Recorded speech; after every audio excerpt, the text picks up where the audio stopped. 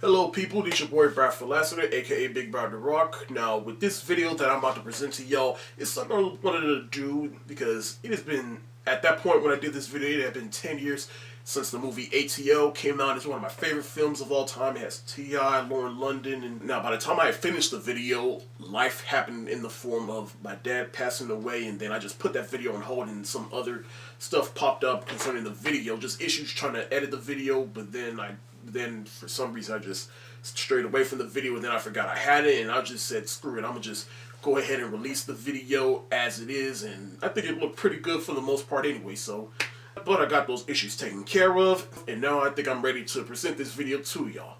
This is a special movie flashback that I wanted to present to y'all for the movie ATL.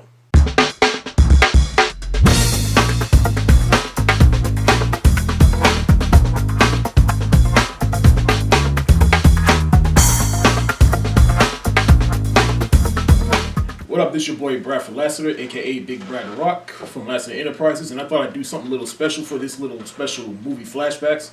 We're going to talk about the movie ATL because that movie is pretty much celebrating its 10th anniversary, and it's one of my favorite films, as well as the person I'm about to introduce, and I really wanted to talk about this movie, and the people I brought on with me is Julian Scrivens and Winston Bowman, and you may remember them. They're part of one of my other channels, which is EMR Entertainment. We do skits and stuff together. So yeah, and the movie ATL is also this man right here, his favorite films. So I had to bring him along. Alright, so the movie ATL, it's pretty much centered around these 4 kids, and each of them are different.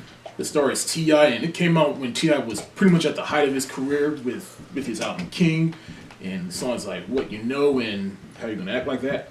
And it was pretty much his first debut, and what I liked about the movie is just about these 4 kids, each of them different, in this little area, Atlanta, Georgia, and it pretty much captured the feel of what Atlanta was at the time.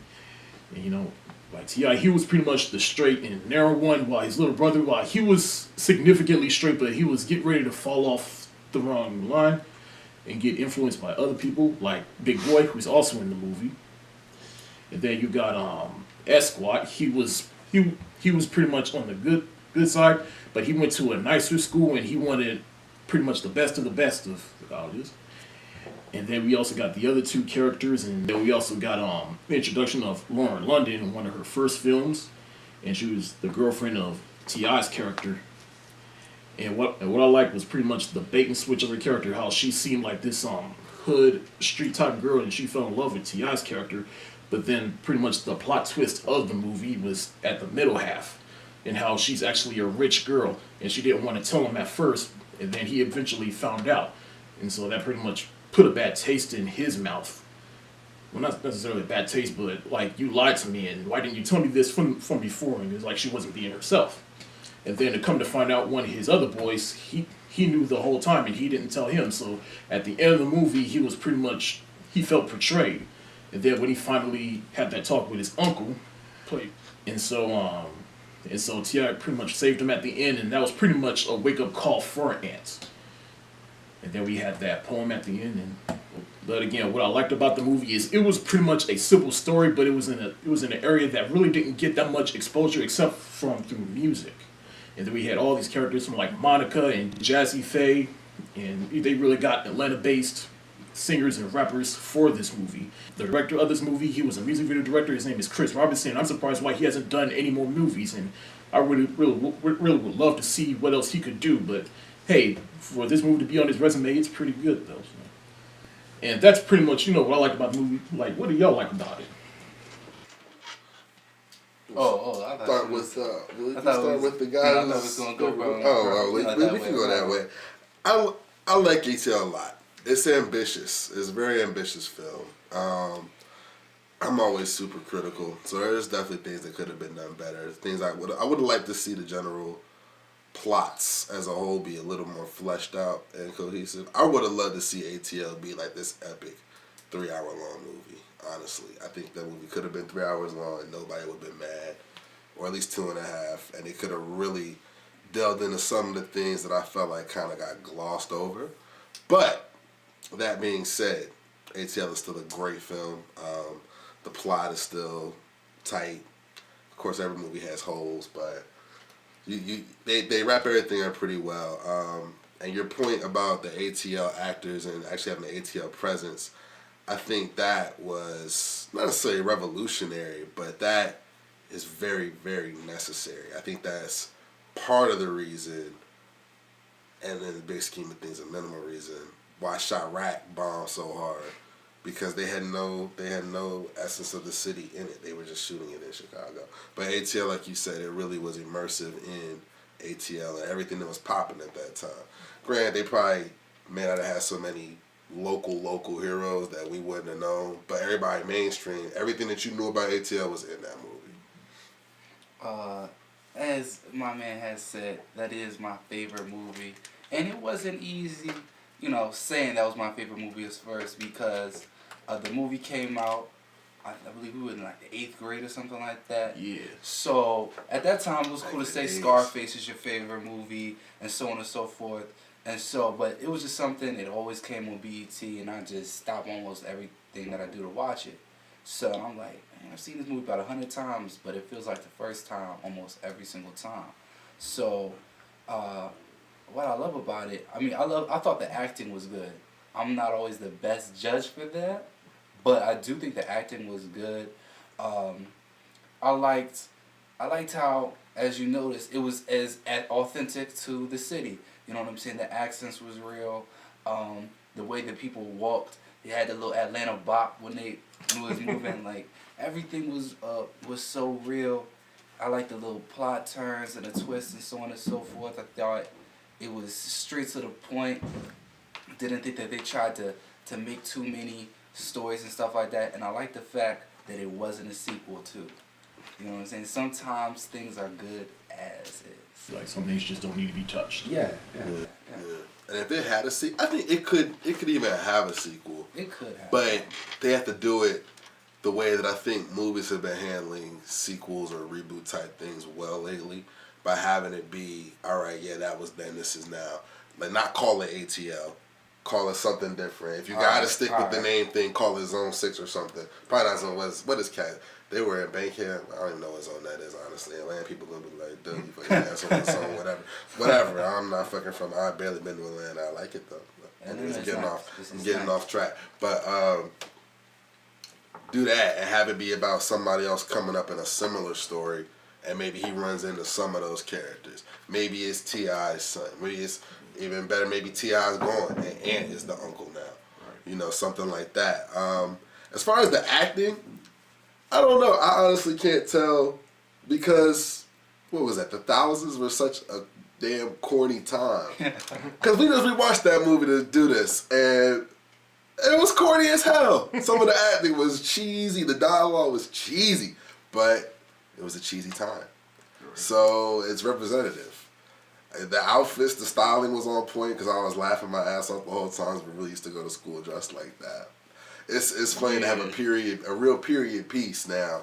Like, at the time, it was of the time, but it was so, like we keep saying, it was so authentic that that's really what we used to look like in 06. And we can look back, or 03, whenever, when did it drop? Like 06. When we look back, we can really remember, that's what it was like. Those songs were popular. Like, that's how people talk. That's how it was. So yeah, it was authenticity is definitely what made that film 100%, the authenticity factor. And I definitely agree. Like, that's one of the reasons why I love the movie, because it's definitely a movie of its time and it was representative of that time. But for a couple of questions for y'all, like we said before, like, this is one of your favorite movies, and I must ask, and another thing I love about this movie is it's somewhat relatable, because this movie came out when we was in middle school and getting ready to transition into high school. Yeah. And so we could kind of relate to them, just going to school and then meet up after school and hanging out on a regular. So does relatability is a factor of why you love this movie? I think relatability is a big reason why, because I think when you think about the 90s and what made that period special for people who are older, it was the New Jack Cities and it was the Fresh Princes and stuff like that. I think this movie was something for us, you know what I'm saying? I think years down the line, that's going to be something like, that was how we were back in the day. That was how we were dressing. That was how we were talking. So I think it was special in that sense, because I could truly say it was our own. You know what I'm saying? So much.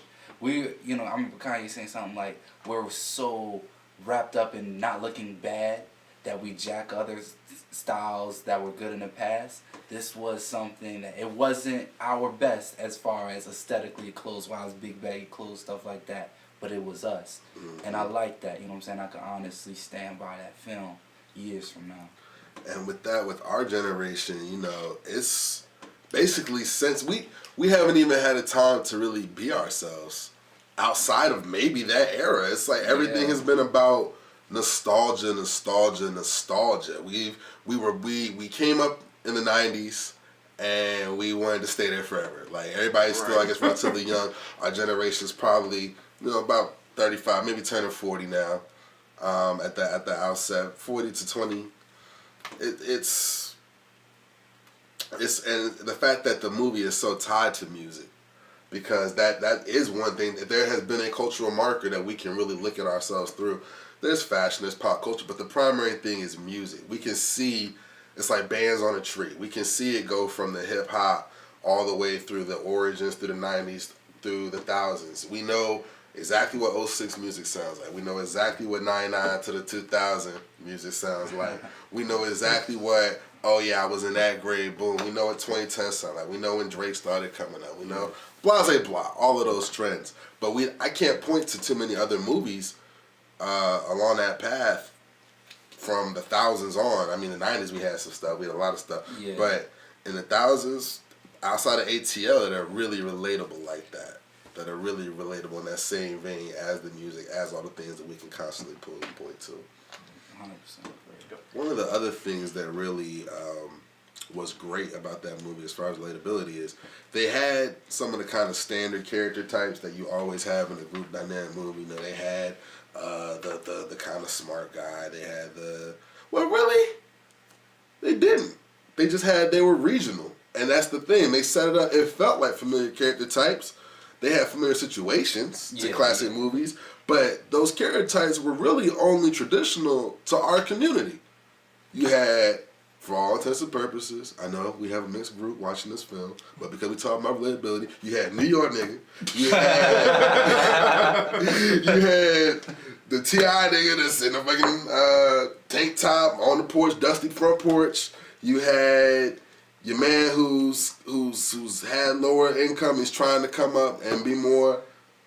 Who else today? Was there only 3 of them, right? No, it was four of them. The dude that run the grill shop. Oh yeah, I forgot about him. Yeah, the super country boy, right? Exactly. Yeah, he was country as hell. Yeah. So you got the super country nigga, the New York nigga, and then the hood nigga that's trying to do better for himself. And niggas on the dusty porch. Smart dude. Yeah, I mean, it was. Oh yeah, I guess he did. He was the stereotypically smart. I thought they were all about as smart, but the young nigga was kind of dumb, and so was the real country one.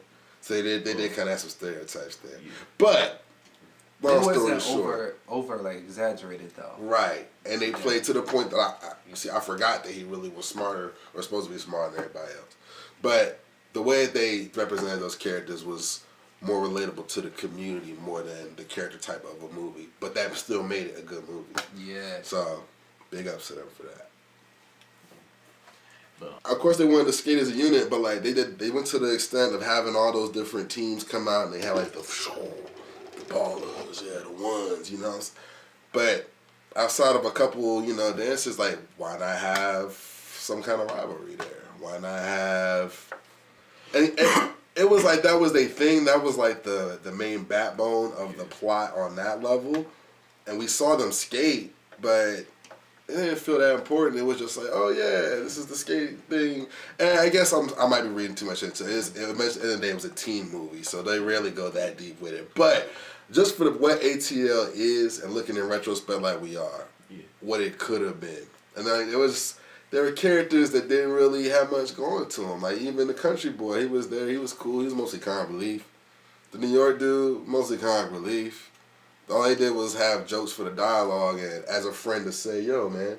But they had nothing going on. I guess you don't want to overcrowd the movie. But the little girls actually as I'm talking now, you know what?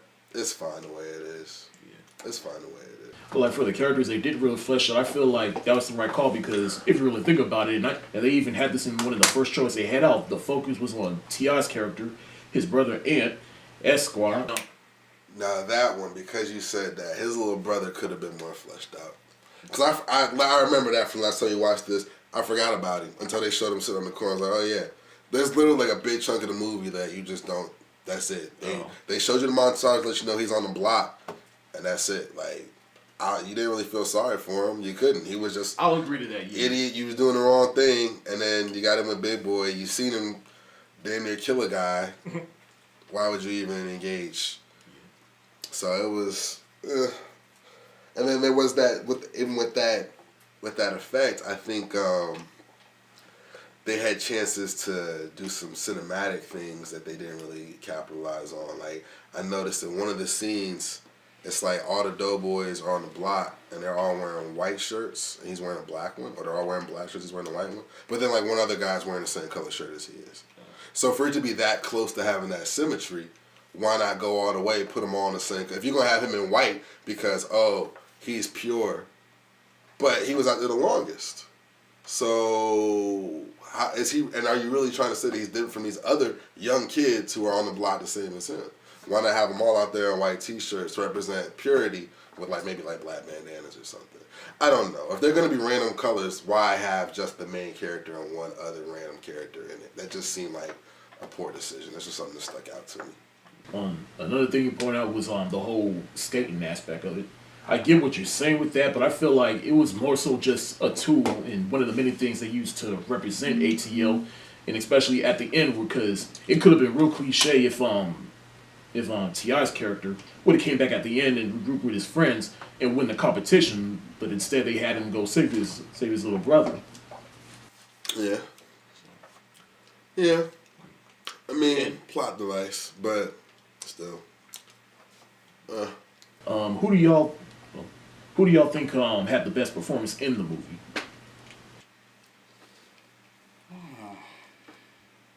And you can say T.I. if you really want to. Uncle George is the best. I was gonna say the same. I was debating between Uncle George and Esquire. Cause he really seemed like somebody's uncle for real. Yeah. You know what I'm saying? That was a great sell. And when he got real, it wasn't like, all right, this dude's been. It wasn't like he was cooling the whole time and he just got together, but it was natural. It wasn't like all of a sudden he's a different character. So, yeah, I think Uncle George too. I said Uncle George was the best character. He did the best acting. I guess my three standout characters for me was on T.I. And as much as I love T.I. in the movie, but essentially he really was, in a sense, playing himself. And that's kind of my problem with most rappers is they try to get into acting. Cause, his timing wasn't that great, to be honest. But I believe he'll get better. He has done recent movies. But the other two standout characters to me was of course Uncle George. Uncle George, right? Especially like doing that one scene where they find out that Eddie was selling drugs, and then he goes to confront him, and he's all like, couple of dollars ain't gonna hurt nothing, and then T.I. he's getting angry with him, and then he just starts going off about how he's disappointed with his life. Like, you see a nice car out there? No bitches coming around here? No, because no woman wants a man with two dumbass kids and no money. A janitor. Yeah, I should have left y'all ass in foster care. Then I wouldn't be in this mess. Sorry, I got it together for a second. You got with it. Yeah. And then the third standout character was Keith David, who plays Lauren London's father in the movie. Because I can kind of understand where he was coming from, because he pretty much made it up out the hood, and he's doing a lot for himself, and then he just doesn't. He's trying to have the best for his daughter, but at the same time, like, he's one of those characters where he wants the best for his kids, but at the same time, don't forget to give him what you did have, and especially in the middle of the film where he picked her up from the skating rink. And he was disappointed that she was there and not at her friend's house. And he was like, look, I've done too much here, and I'm not going to let you throw it away. And then at the end where Esquire, he came in and he said, don't forget where you came from, because where you came from, it made you who you are. And that's what I liked about his character. So. Mm-hmm. And Keith David as an actor, he did a great job, too, for the simple fact that I love Keith David. Like, Clifton Powell is such a good actor that I hate Clifton Powell. I'll never trust a Clifton Powell character. But Keith David is like, yeah, that's that dad. Like, yeah. And I hated him in this movie. He was a dick. So the fact that he made me not like him shows how great of an actor. It's like when Denzel did Training Day. It was just like, oh, man. So the movie came out in 2006, and now we're in 2016. It's 10 years later. After revisiting that movie, do you think it still holds up? Yeah, for sure. Definitely. Yeah. I give it. It's a solid B at least. B. And what did y'all think was the best part and worst part of the movie? I think for me, it's probably leading up to when, like the party scene. I think that was my favorite part.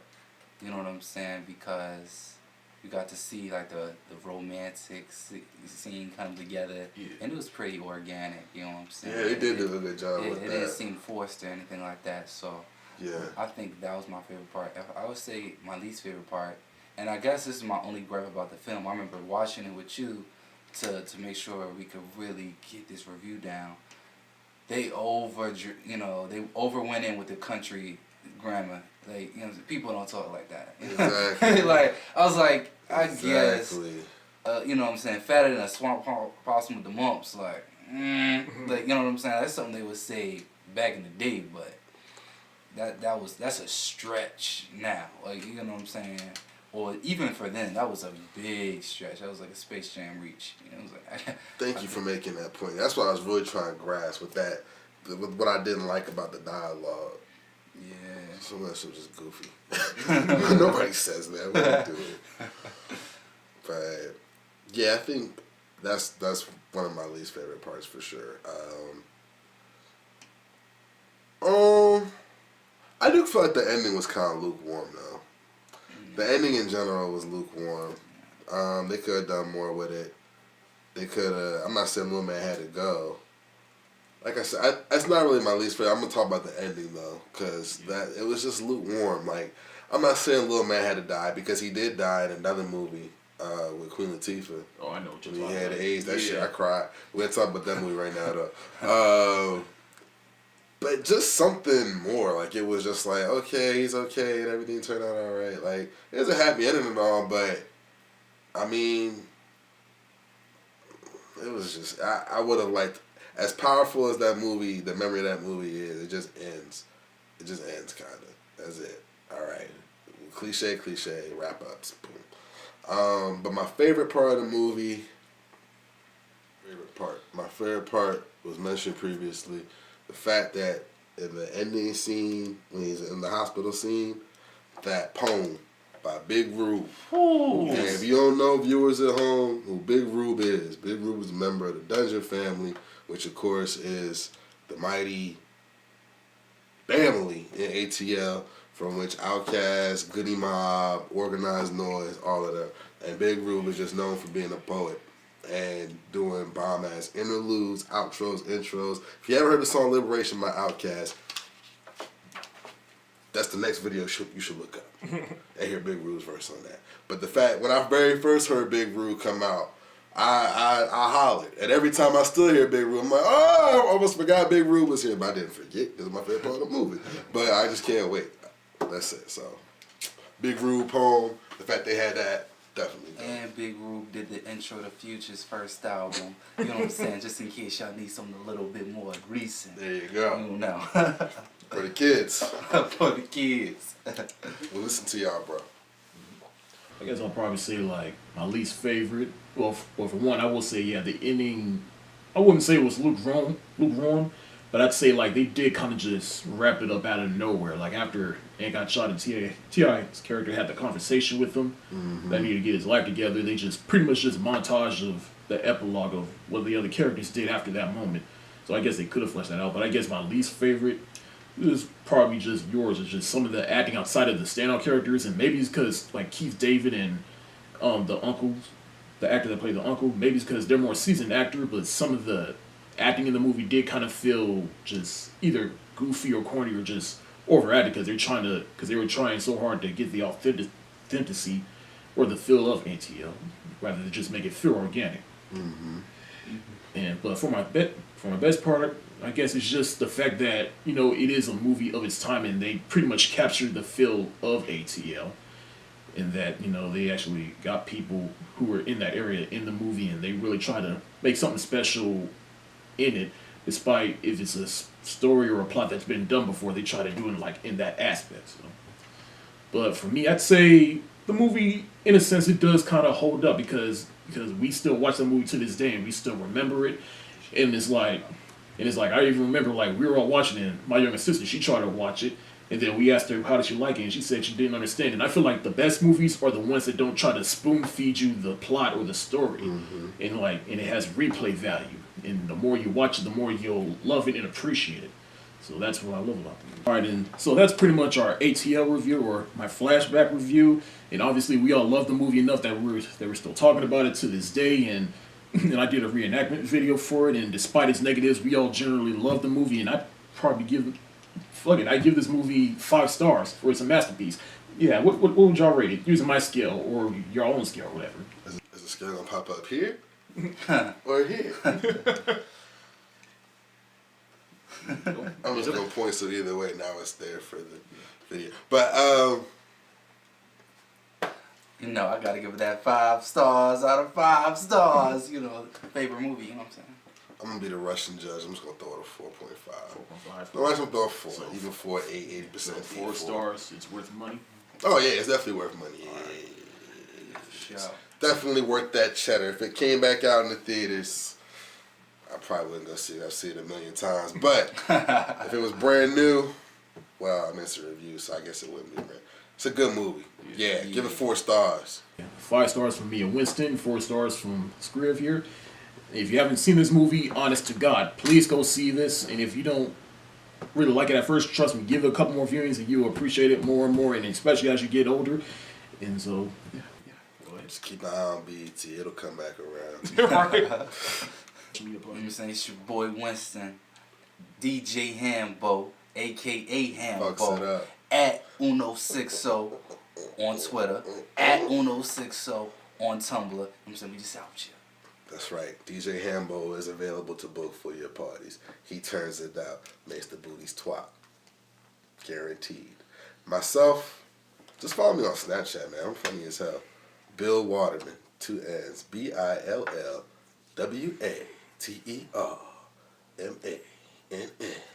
Bring them to you. Alright, I'm funnier than that on Snapchat, so just follow me on Snapchat for real. You find everything else you need to know. And of course, like my classic intro, if you should tell me, did you really like this video? Let me know in the comment section below. And if you like it, share it to other people and share it to the cast and the people that worked on this movie. And other than that, that's it for the day. If you like what you see, go ahead and hit that thumbs up button. And if you want to see more, click on my channel. The link is in the description below. And be sure to follow me on Facebook, Twitter, Tumblr, Instagram, Movie Pilot, and Periscope. And brush your teeth. Exactly.